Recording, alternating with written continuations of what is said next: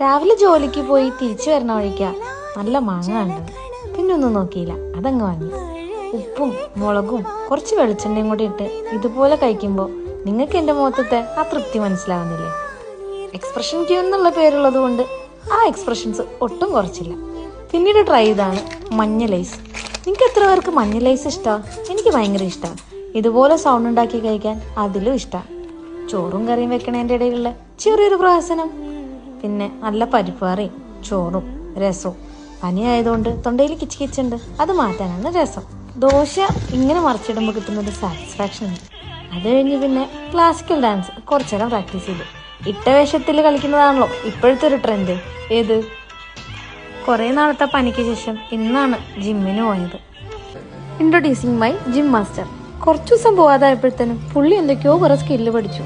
പക്ഷേ ഇതൊന്നും അത്ര എളുപ്പമല്ല കേട്ടോ.